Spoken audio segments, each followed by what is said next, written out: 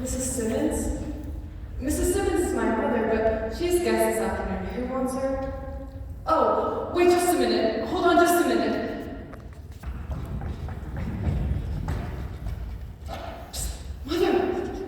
Mother! Yes, dear? Telephone. Oh, no, dear. Not with all of that here. Say I'm busy. But Mother is the society editor of the Evening Newsweek. Oh, the society editor. She's very important. Good afternoon, Mrs. Ellaby. This is Vita Simmons. Yes, a tea and reception for the members of the Wednesday Forum. You might say, program tea. My mother, you know, the late Marcella Piney Dow, pioneer cultural leader. She came here by Augustine as a child, and she founded the Wednesday Forum. Myrtle, how many would you say? 75 at least. Say 100. 75. Miss Tewksbury is the soloist, accompanied by Wilda McCurdy, accompanist. Mother, come. Miss Tewksbury's almost finished with her number. She'll do an encore. But what if they don't give her a lot of applause? I've known her for years. She'll do an encore. You might say that I am entertaining, assisted by my daughter, Miss Myrtle May Simmons. What color would you call that? Rancho Rose, they told me. Miss Myrtle May Simmons looked charming in a modish Rancho Rose toned crepe, picked up at the girdle with a touch of magenta on emerald. I wish you could see her, Miss Ellerby. Mother, please, she's almost finished. And where's the cateress? Everything's ready. The minute she's finished singing, we open the dining room doors and we begin pouring. The parlors and halls are festooned with smilax. Yes, festooned. That's right. Yes, Miss Ellaby. This is the first party we've had in years. There's a reason, but I don't want it in the papers. We all have our troubles, Miss Ellaby. The guest list, oh yes. Mother, come. If you'll excuse me now, Miss Ellaby, I'll call you later. Mother, Mrs. Chauvenet just came in. Mrs. Eugene Chauvenet Sr. Her father was a scout with Buffalo Bill. So that's where she got that hat. Myrtle May, you must be nice to Mrs. Chauvenet. She has a grandson about your age. What difference will it make with Uncle Elwood? Remember, we agreed not to talk about that this afternoon. The point of this whole party is to get you started. We work through those older women to the younger group. We can't have anyone here in the evenings, and that's when the men come to see you, in the evenings. The only reason we can even have a party this afternoon is because Uncle Elwood is playing pinochle down at the 4th Avenue Firehouse. Thank God for the firehouse. I know, but they'll just have to invite you out, and it won't hurt them one bit. Oh, Myrtle, you've got so much to offer. I don't care what anyone says. There's something sweet about every young girl. And a man takes that sweetness, and look what he does with it.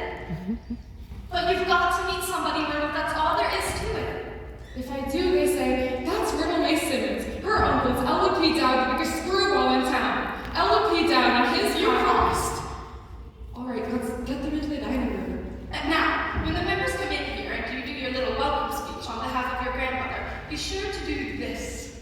And then after that, I'll mention my Uncle Elwood and say a few words about his pal Harvey. Damn Harvey! Myrtle May. That's right. Let everybody in the Wednesday Forum hear you. You said that name. You promised you wouldn't say that name, and you said it. I'm sorry, Mother, but how do you know Uncle Elwood won't come in here and introduce Harvey to everyone? This is unkind of you, Myrtle May. Elwood is the biggest heartache I have. Even if people do call him peculiar, he is still my brother. And he won't be here this afternoon. Are you sure? Of course I'm sure. But Mother, why can't we live like other people? Must I remind you again? Elwood is not living with us. We are living with him. Living with him and Harvey. Did Grandmother know about Harvey? I've wondered and wondered that. She never wrote me if she did. Why did you have to leave all her property to Uncle Elwood? Well, I suppose it was because she died in his arms. But people are sentimental about things like that. You always say that, and it doesn't make any sense. She couldn't make out her will after she died, could she? Don't be didactic, Myrtle May. It's not becoming in a young girl, and men loathe it. Now, don't forget to wave your hand. I'll do my best. Oh, dear, Mrs. Tewksbury's voice is certainly fading. Not fast enough. Lovely to speak, very terrifically lovely. I loved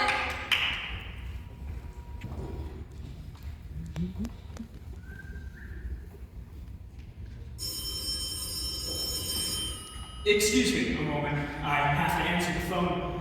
Make yourself comfortable, Harvey. Hello. Oh, you forgot the wrong number. But how are you anyway? This is Elwood P. Dow speaking. I'll do it. Well, thank you. And what is your name, my dear? Miss Elsie Greenwald. Harvey, it's a Miss Elsie Greenwald. How are you today, Miss Greenwald? That's fine. Yes, my dear, I would be happy to join your club. I belong to several clubs now. The University Club, the Country Club, the Peterborough Club down at the 4th Avenue Firehouse.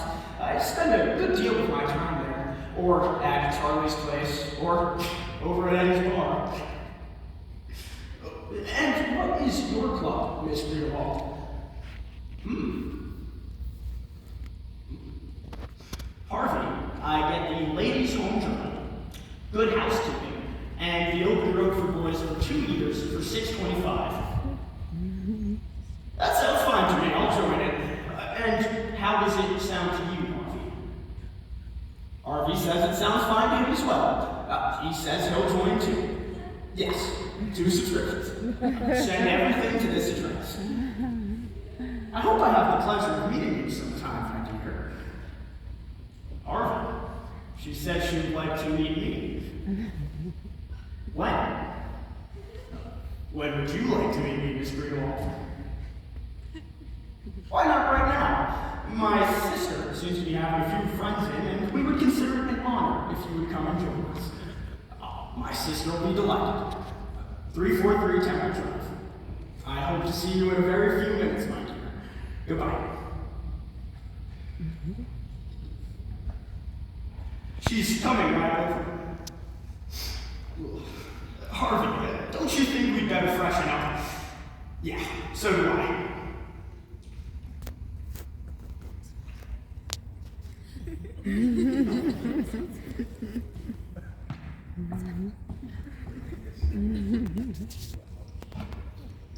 I can't seem to remember where I put that guest list.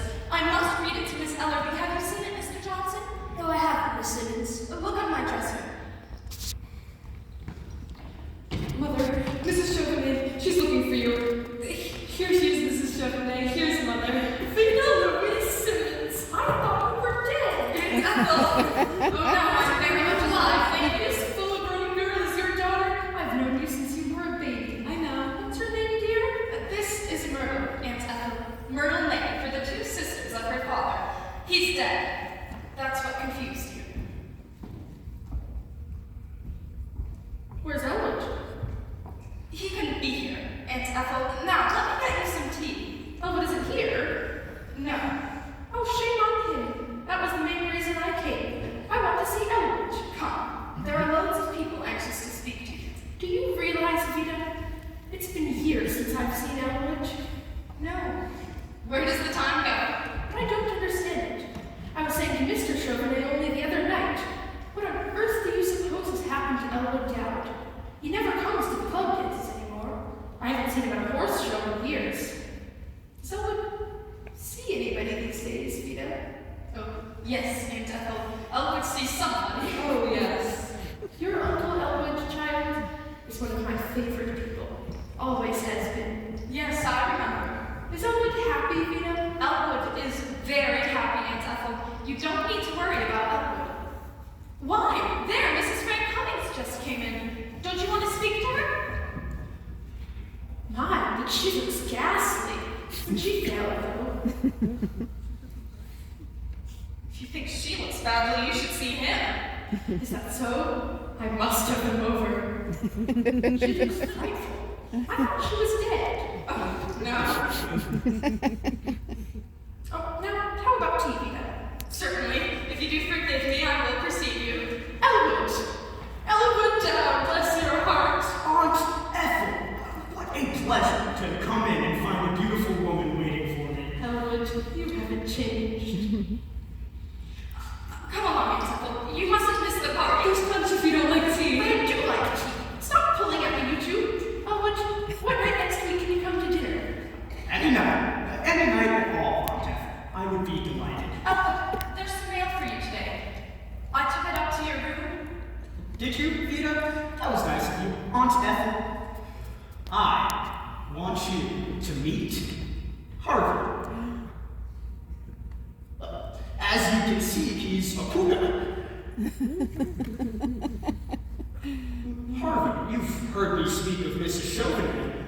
We always called her Aunt Ethel. She is one of my oldest and dearest friends.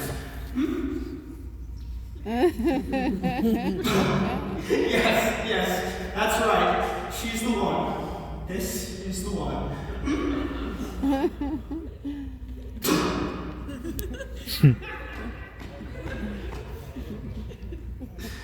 He says he would have known you anywhere. You both look lovely. Come on in with me, Harvey. We must say hello to all of our friends. I beg your pardon, Aunt Ethel. If you'll excuse me just one moment. You're standing in his way.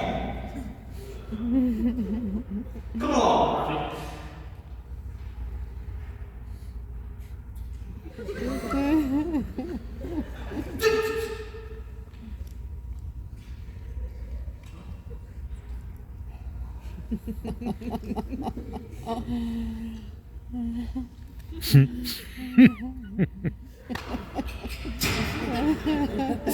Go right on in, Harvey. I'll join you in a minute.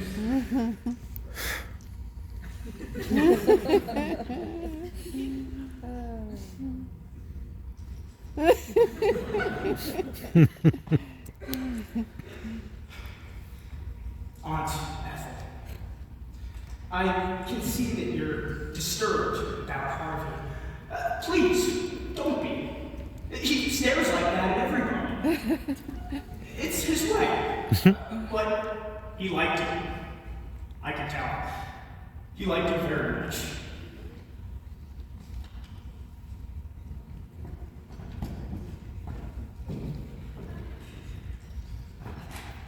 Some tea, perhaps. Not right now. I think I'll be running along, but I'm so sorry. I'll be talking with you later. Goodbye. Goodbye.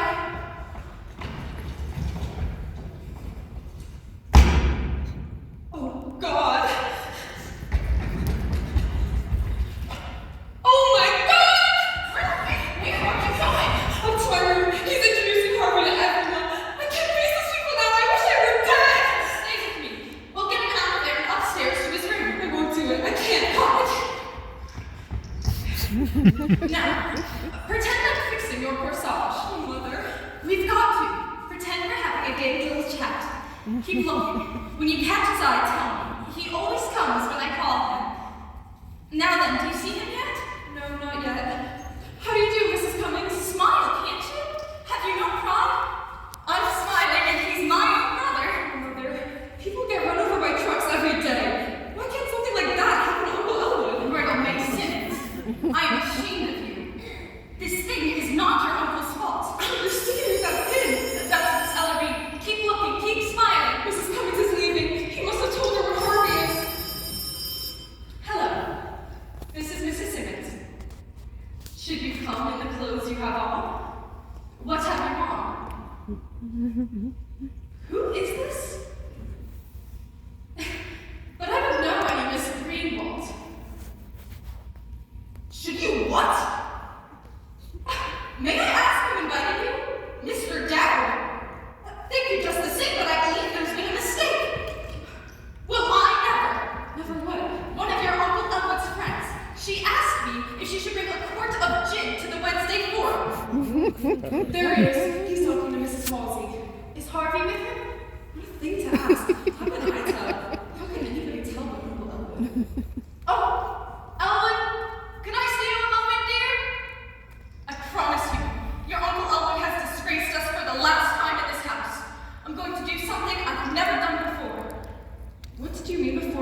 said it wasn't Uncle Elwood's fault. If it's not his fault, whose fault is it then? Oh, never you mind. I know whose fault it is. Now, lift up your head and smile and go back in as though nothing happened. You know much for Uncle Elwood. You'll see. Mother's waiting for you. Elwood, can I speak to you a moment, dear? Yes, sister. Excuse me, Harvey. Elwood, would you mind sitting down in here and waiting for me until the party's over? I want to speak to you. It's very important. Of course, sister. I happen to have a little free time now. You're welcome to all of it, Vita. Would you like Harvey to wait too? Yes, Elwood. I certainly would.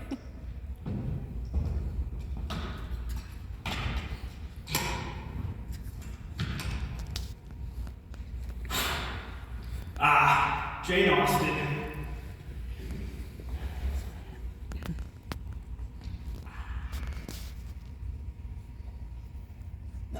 Sit down, Harvey. Vita wants to talk to us. She said it was important. I think she wants to congratulate us on the impression we made at our party.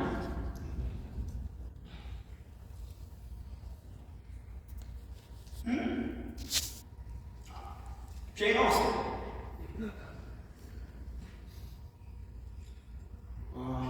Deluxe edition. Limited. Grosset and Duncan. The usual acknowledgements. Chapter 1.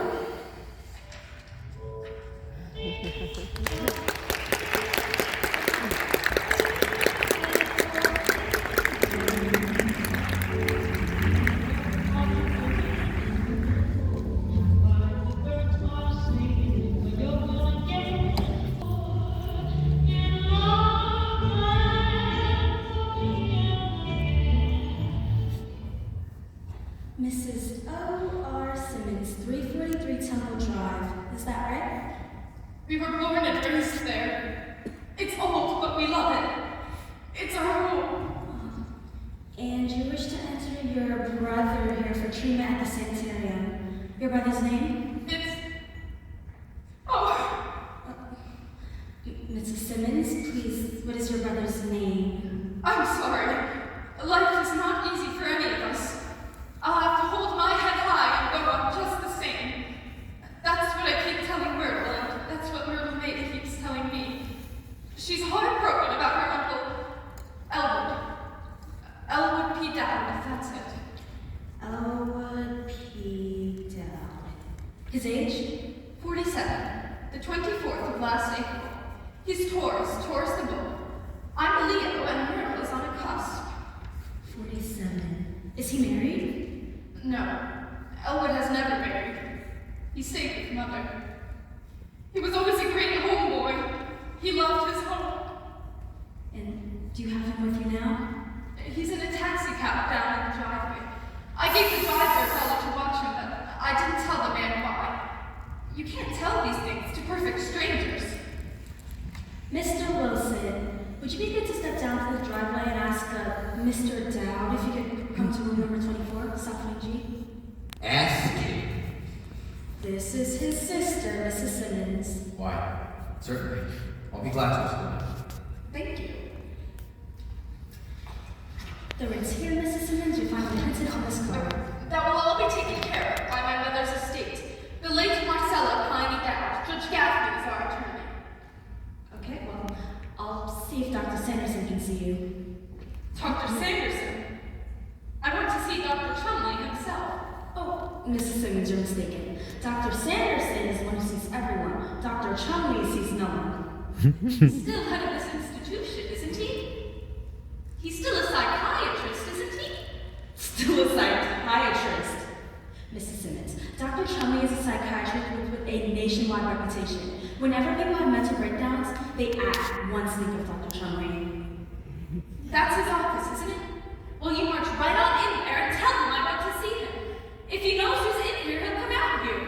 Well, I wouldn't dare do that, Mrs. Simmons. I'd be discharged if I did. Well, I don't like to be pushed off onto any second fiddle. Dr. Sanderson is no second fiddle. He's young and he hasn't been out of med school very long, of course, but Dr. Chumley tried out 12 and he kept Dr. Sanderson. He really is wonderful. To the patients. Very well. Tell him I'm here. Right away, Mrs. Simmons. Oh, dear. Oh, dear. Vita, isn't this wonderful?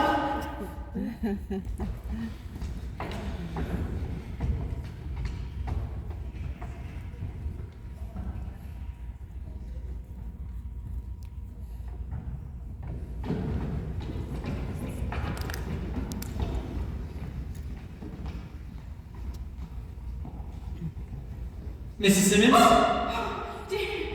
I did hear you come in. You startled me. You're Dr. Sanderson? Yes, will you be seated, please? Thank you. I hope you don't think I'm jumpy like that all the time, but Of course not. Miss Kelly tells me that you're concerned about your brother. Dowd, is it Elwood P. Dowd? Yes, Doctor. This isn't easy for me, Doctor. Naturally, these things aren't easy for the families and patients. It's I what- understand. It's what Elwood is doing to himself, Doctor. That's the thing. Myrtle May has a right to nice friends. She's young and her whole life is before her. That's my daughter. Your daughter. Now, how long would you say it's been since you began to notice any peculiarity in your brother's actions? I noticed it right away. When Mother died and Myrtle May and I came back home from Des Moines to live with Elwood, I could see that he... That he what? Take your time, Mrs. Simmons. Don't strain too much. Let it come.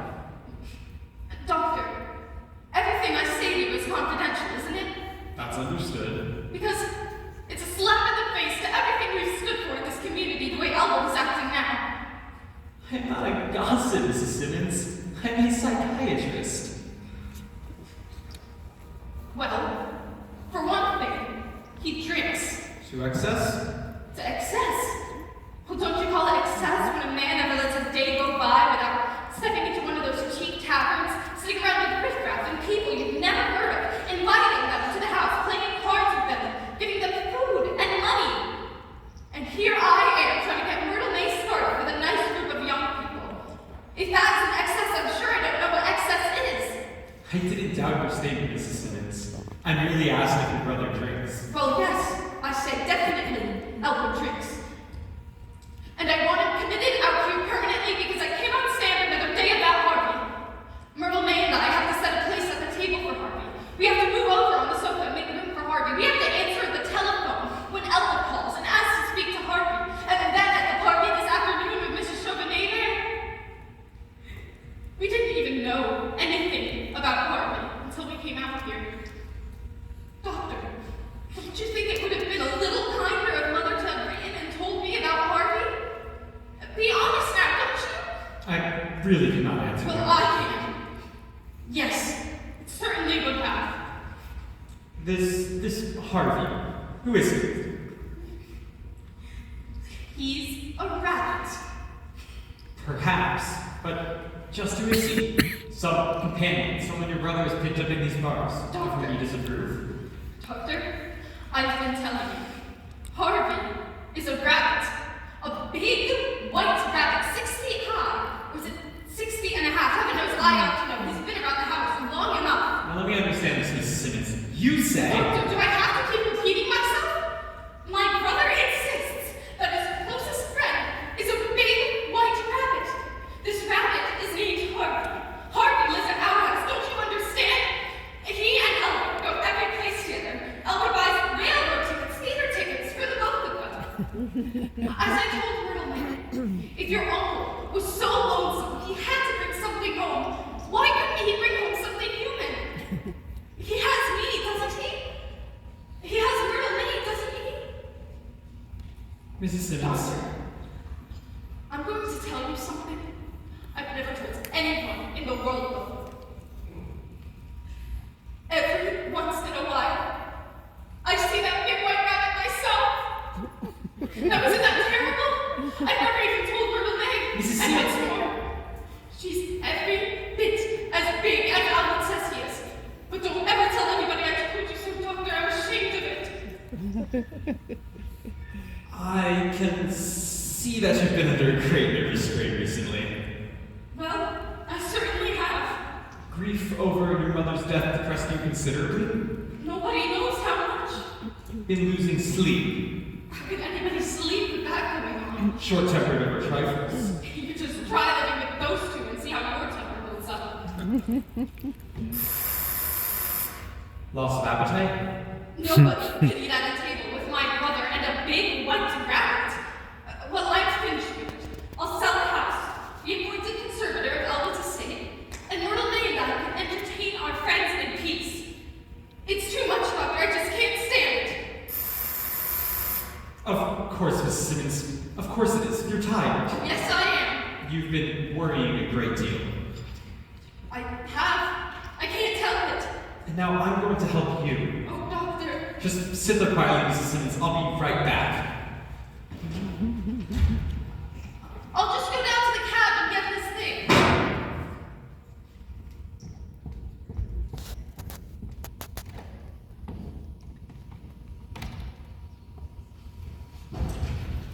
Why did somebody answer that buzzer? I didn't hear you, Doctor. I rang and rang! Mrs. Simmons, something about Wilson. That whole woman must not leave the ground. She's been with the getaway, not die.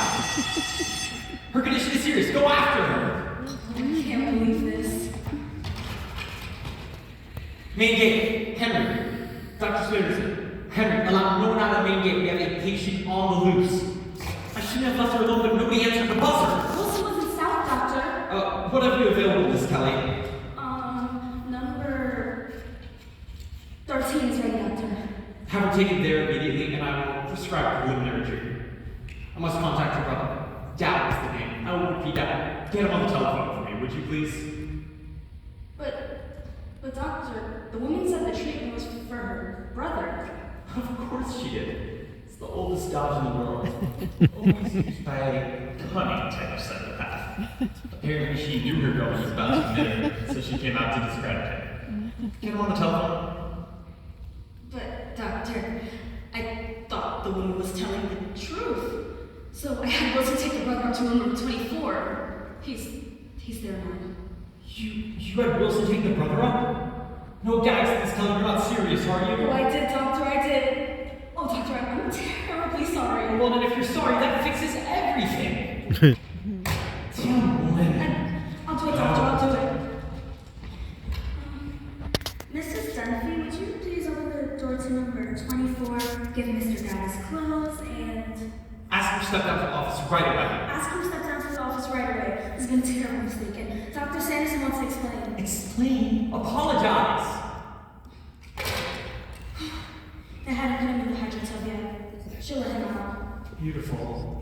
And dumb too. It's almost too good to be true. Look, Doctor, I feel terrible. I didn't know. Judge Gaffney called and said Mrs. Simmons and her brother would be down here, and then she came in and... You don't have to be sarcastic. Oh, don't I? Stop worrying about it, Kelly. We'll squirm out of it some way. Where are you going? I've got to tell the chief about this, Kelly. He may want to handle it himself. What? No, you can't do that. He'll be furious. I know he will. He'll die, and then he'll turn baby. Responsibility is on mine, Kelly. Oh, no, Doctor, tell him it was all my fault. I never mentioned your name. Except in my sleep. This man down. Don't let him get away. I'll be right back. But what shall I do? What shall I say to him? He'll be furious. I know he will. Look, Kelly. He'll probably be fit to be tied. But he's a man, isn't he? I guess so. His name is Mr. Go into your old routine. You know, the eyes, the switch. It works. I'm a human, but I've seen it work on some other people. Some of the patients out here. Keep him here, Kelly. The African striptease.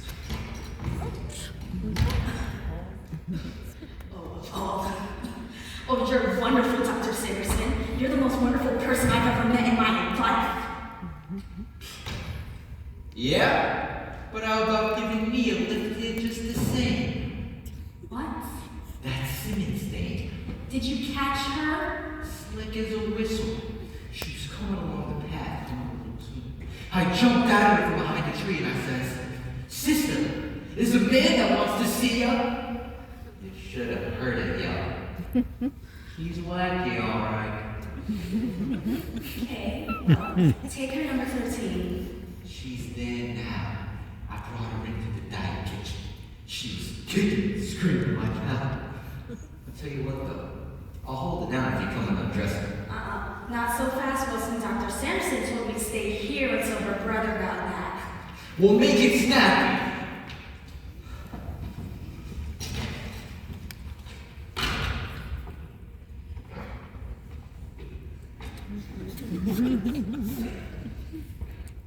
Oh, excuse me. You're Mr. Dowd? LOP. I'm Miss Kelly. Let me give you one of my cards, if you should want to call me. Call me at this number. Don't call me at that one. That's the old one. Okay, thank you. Perfectly all right. And if you lose it, don't worry, my dear. I have plenty more. Well, won't you please have a seat? Thank you. I'll have two. Allow Okay. Well, Dr. Sanderson will be pleased to see you soon. Please be seated. me. After you, my dear. Oh, I really can't. Thank you, but I'm in and out of here all the time. Please be seated. After you. Okay then. Would you like a magazine to look at while you wait? Oh, I would much rather look at you, Miss Kelly, if you don't mind. You really are very lovely. Thank you. Some people don't seem to think so. Some people are blind. That is often brought to my attention. And now, Miss Kelly, I would like to have you meet a very dear friend of mine. Mr. Dowd, Look, Pete, let me give you one of my cards, if you should want. I'm Dr. Loudon Sanderson, Dr. Chumley's assistant out here. Well, good for you. I'm happy to know you. How are you, Doctor? That's going to depend on you, I'm afraid. Please have a seat. I see you've met Miss Kelly, Mr. Dowd. I have had that pleasure. And I would like you both to meet a very dear friend. Later on. Be glad to. Won't you please sit down, because first I would like to say... After Miss Kelly. Sit down, Kelly.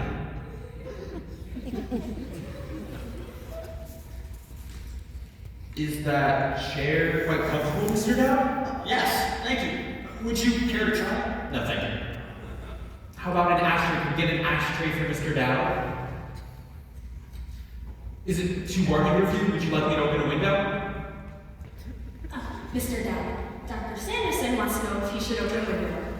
That's entirely up to him. I wouldn't presume to live his life for him. Now, Mr. Dowd, I can see that you're not the type of person to be taken by any high-flown phrases or beating about the bush.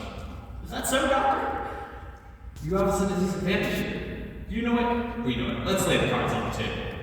That certainly appeals to me, Doctor. Best way to go in the long run. People are people, no matter where you go. That is very often the case. And being human are therefore liable to make mistakes.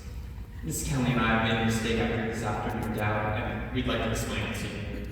It wasn't Dr. Sanderson's fault, Mr. Dowd. It was all mine. Oh, human failing, as I said.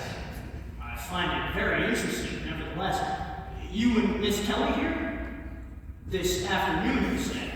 We do hope you'll understand, Mr. Dowd. Oh, yes. These things are often the basis of a long and warm friendship. And the responsibilities, of course, not hers, but mine. Your attitude may be old-fashioned, Doctor, but I like it. Now, if I had seen your sister first, this would have been an entirely different story. Now there, you surprised me, Doctor. I think the world and all of Vita, but I didn't suppose she had seen her day. You must not attach any blame to her. She's a very sick woman. Came in here insisting you were in need of treatment. That's perfectly ridiculous. Vita shouldn't be upset about me. I get along fine. Exactly, but she already talked to Miss Kelly and we received a call from her family lawyer, Judge Gaffney. Ah, yes, I know her. Know his wife, too. Nice people. Could I get you something, Mr. Dowd? What did you have in mind? Let me relax. Your sister was extremely nervous and immediately plunged into a heated tirade on her drinking. That was Vita. She became hysterical. I tell Vita not to worry about that. I'll take care of that. Exactly. Oh, I suppose you have a drink now and then, same as the rest of us. Yes, I do. As a matter of fact, I would like one right now. Matter of fact, so would I. But Your sister's reaction to the matter of your drinking was entirely too intense. Does your sister drink, Mr. Dowd? Oh, no. No, I don't believe Vita has ever taken a drink. Well, then I'm going to be surprised. I believe that she has and does constantly. I'm certainly surprised. But it's not her alcoholism that's going to be the basis for my diagnosis in this case. It was when she began speaking so emotionally about this great white rabbit. Harvey. I believe she called him Harvey. Harvey is his name. She claimed you were persecuting her with this Harvey. I haven't been persecuting her with Harvey. Vita shouldn't feel that way. And now, doctor, before we go any further, let me make my point first, Mr. Dowd. This condition of your sister's didn't come up overnight. It stems from trauma. From what? From trauma. Spelled T-R-A-U-M-A. It means shock. Nothing unusual about it. There is the birth trauma, of course. The shock to active being born. That's the one we never get over. You have a nice sense of humor, Dad, doesn't he, Miss Kelly? Yes, Doctor. May I say the same about both of you? To sum it all up, your sister's condition is serious. I can help her, but she must remain out here temporarily. I've always wanted Vita to have everything she needs. Exactly. But I didn't want Vita to stay out here unless she liked it out here and wanted to stay here. Did Wilson get news going after Miss Kelly? Yes, Doctor. What was Mrs. Simmons' attitude? Not unusual, Doctor. Mr. Dowd, if this were an ordinary condition, something reflected on a memory picture, in other words, if this were something she had seen once, that would be one story. This is far more serious. It stands to reason that nobody has ever seen a white cat 6 feet tall. Not very often, Doctor. I like you, Dowd. I like you too, Doctor. And Miss Kelly here. I like her too. So, she must remain out here temporarily. Under these circumstances, I would commit my own grandmother. Does your grandmother drink too? It's just an expression. Now, if I could have you sign these temporary commitment papers as next of kin, just a formality. You better have Vita do that, Doctor. She always does all the signing and managing for the family. She's good at it. You can't disturb her now. Perhaps I'd better talk it over with Judge Gaffney. You can explain it all to her later. Tell her my advice. And it isn't as if you couldn't drop in here anytime you wanted to make inquiries. I'll make out a full visitor's pass for you. When would you like to come back? Wednesday, say, Friday, say? You and Miss Kelly have been so pleasant, I could go back right after dinner. Well, we're pretty busy around here, but I guess that's alright. I don't really have to go now. I'm not very hungry. Glad to have you stay, but Miss Kelly and I have to get upstairs now. Plenty of things to do. But I'll tell you what you might like to do. What might I like to do? We don't usually do this, but just to make sure in your mind that your sister is in good hands, why don't you have a look around the place? If you go up those stairs and down the hallway, you'll find the occupational therapy. And then if you take a left, you'll find the library, the conservatory, and the dining kitchen. Perhaps for Vita's sake, I'd better do that, Doctor. Very well then. It's been a great pleasure about this little talk with you, Mr. Dowd. I've enjoyed it too, Doctor. Meeting you and Miss Kelly. And I will say that for a layman, you show an unusually acute perception into psychiatric problems. Is that a fact? I never thought I knew anything about it. Nobody does. Do you think? Well, a good psychiatrist is not found under every bush. You have to pick the right bush. Since we all seem to have enjoyed this so much, let's keep right on. I would like you to invite you and Miss Kelly to come with me now down to Charlie's place and have a drink. When I enjoy people, I like to stay right with them. Sorry. We're on duty right now, but it was Rachel. Some other time. Glad to. When? Well, Miss Kelly and I don't get off until 10 o'clock, so... Let's go to Charlie's at 10 o'clock tonight. And you, Miss Kelly? Dr. Chum doesn't approve of members of the staff recognizing. Since you've been so understanding, perhaps you can manage it. I'll pick you up out here in a cab at 10 o'clock tonight, and we 4 of us will spend a happy evening. I want you both to become friends with a very dear friend of mine. You said later on, so later on it'll be. Goodbye now.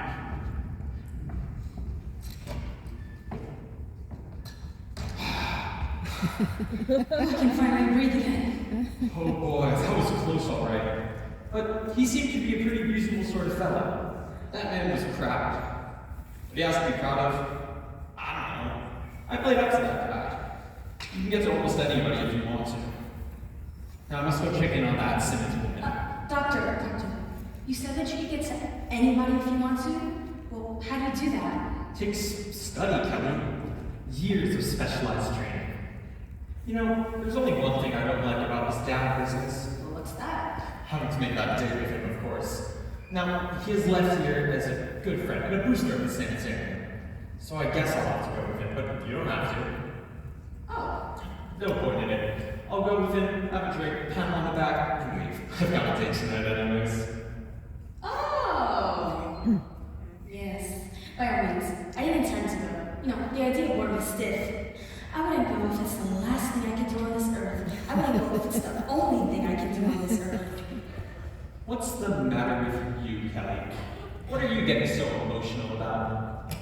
He may have been a funny man with peculiar clothes, but he knew how to act. His manners were impeccable. I saw you give him the dog stare. I didn't miss that. He wouldn't sit down until I sat down. He said I was lovely, and he called me dear. I'd go have a drink with him if you weren't going. Sure you would. Hey, look at him. All he does is hang around in bars.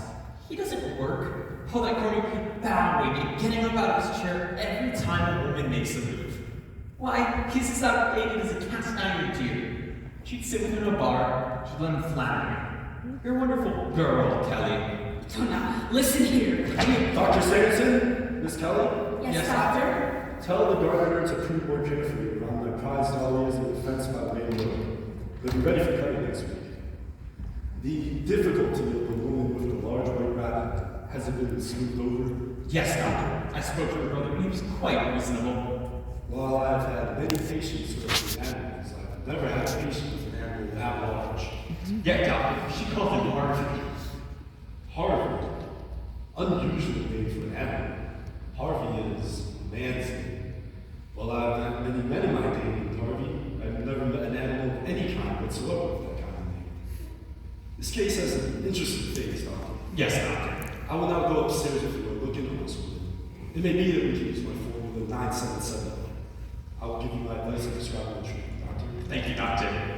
And now, may I ask, what is that hat doing on my table? Whose is it? I don't know. Do you know Kelly was a Dowd's? No, doctor. Dowd had his hat on. It must belong to a relative of one of the patients. Hand me the hat. There may be some kind of identification. What's this? Holes cut in the crown of this hat, see? Strange. Some new fad. Put it up, hang it up, get it out.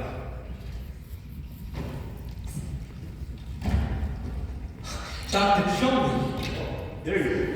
how is every little old thing? Fair. Thank you, Wilson. Fair. Look, somebody's got to give me a hand with that Simmons thing. I mean, order a restraining jacket or something. She is terrible. There you are. Forgot about this. Well, I got to clutch that off all by myself. We're going upstairs to see this woman right now, Wilson. She's in a hydrotub now. My God, I left the water running on her. Willie, remember your promise. Hello, Dr. Sanderson. Willie, have you forgotten Dr. Mugler's cocktail party we promised them faithfully? That's right. I have to go upstairs now and check in on the patient. You don't show up. Give a quick little diagnosis, Willie. We don't want to be late to the party. I'm dying to see the inside of that house.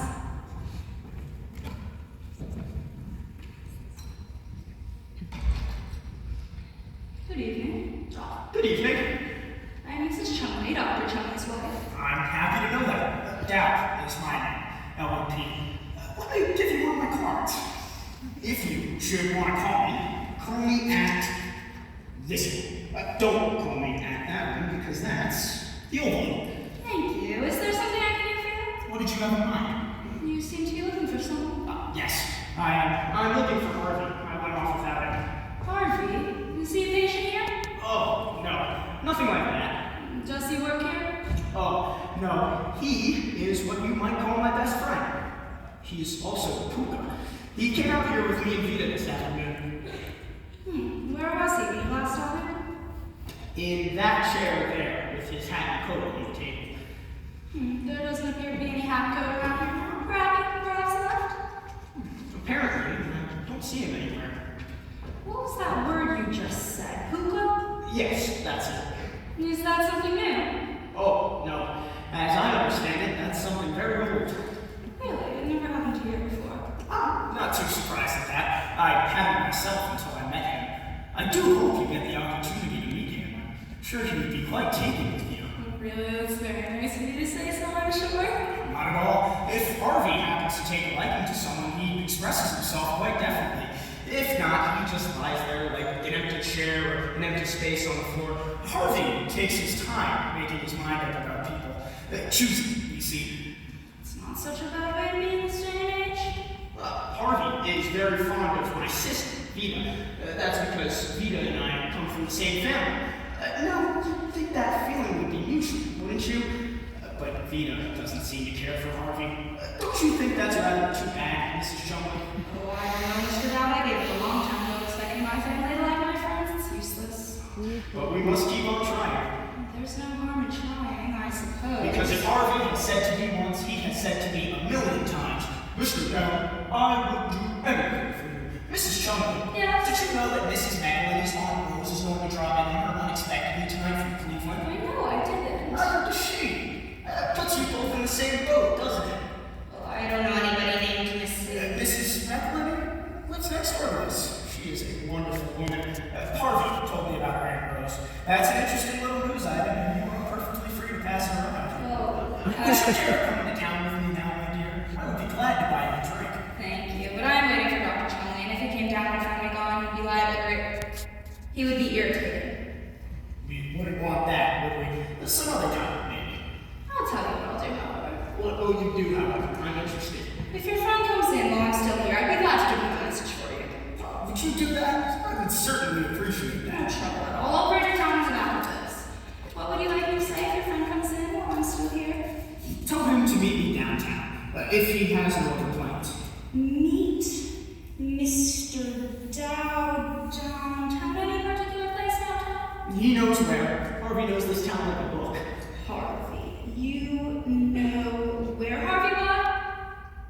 Just Harvey. I'll tell you what. What? Doctor and I are going right downtown to Charlton Monview. Dr. McClure's having a cocktail party. Cocktail party at 12th and Monview. We're driving there in just a few minutes. We could give your friend a lift to town. Oh, I hate to impose on you, but I would certainly appreciate that. No trouble at all. Dr. McClure's having this cocktail party for his sister from Wichita. I didn't know Dr. McClure had a sister in Wichita. Oh, you know Dr. McClure? No. What? I'm quite sure you haven't time to come into town with me, my dear. I really couldn't thank you just the same. Some other time, perhaps. Thank you. It's been very pleasant to meet you, and I hope to see you again sometime. Yes, so do I. Goodbye, my dear. You can't miss Harvey. He's very tall. Like that.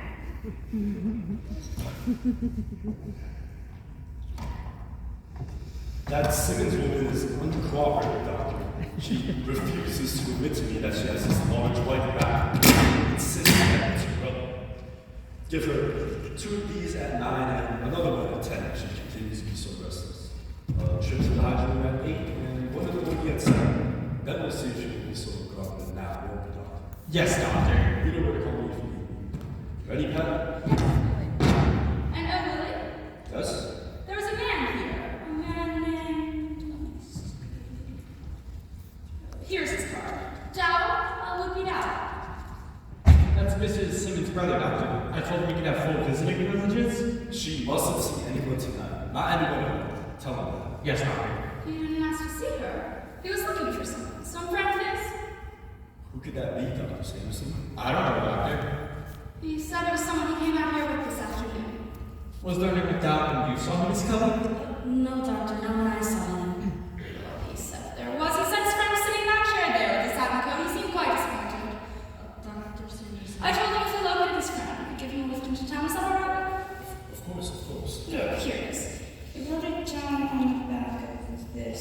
His friend's name is Harvey. Harvey? He didn't give me his last name. He said something else about him in Google, but I didn't quite get what that was. Harvey? He said his friend was very tall. Well, why are you looking at me like that? This is a very nice, very polite man. He merely asked that we give his friend a lift into town. If we can't do a favor for anyone, why are we looking? Where did he go, Mrs. Chumley? Did he tell you where he was going? Get me the hat. By George will find out about this. I don't know Main gate, Henry. Dr. Sanderson. Henry, did a man in a pink suit walk out of the gate a minute ago? Yeah. Judge Gaffney. He did? He's gone!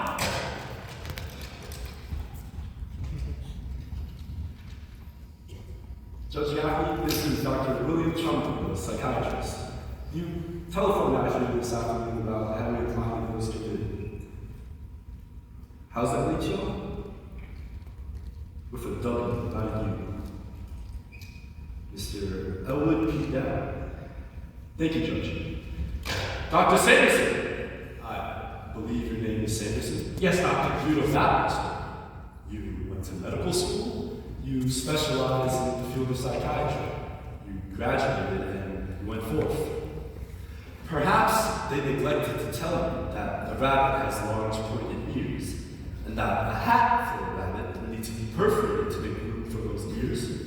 That seems reasonable enough. Doctor, the function of a psychiatrist is to tell the difference between those who are reasonable and those who will be taught and act reasonable. Kelly, get Wilson. Do you realize that what done to me? You have permitted a psychopathic case to walk off these grounds with an overgrown red rabbit.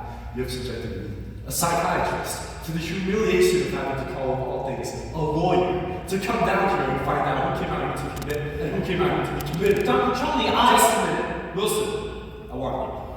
I will now have to do something that I haven't done in 15 years. I will have to go out back to this patient, P. Dow, and bring him back myself.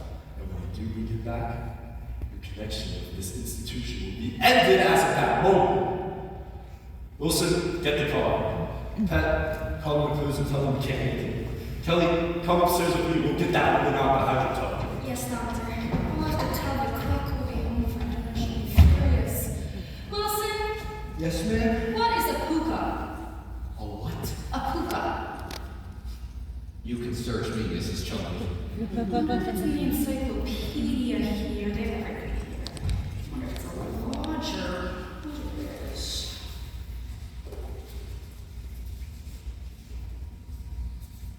I don't dare do this now if Dr. Charlie minds down. He'll grace. I mean, oh dear!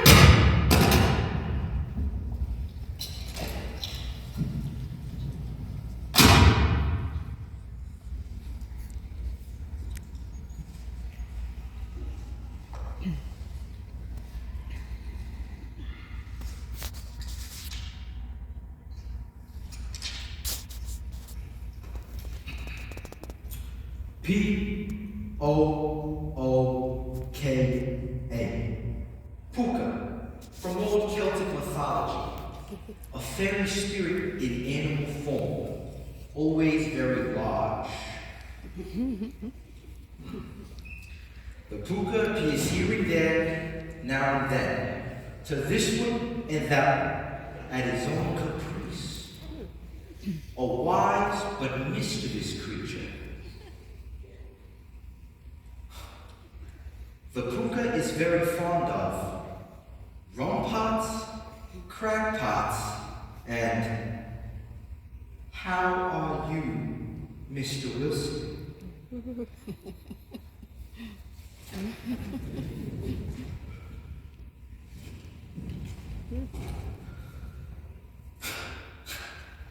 How are you, Mr. Wilson? Yeah? Well, who in the encyclopedia wants to know? To hell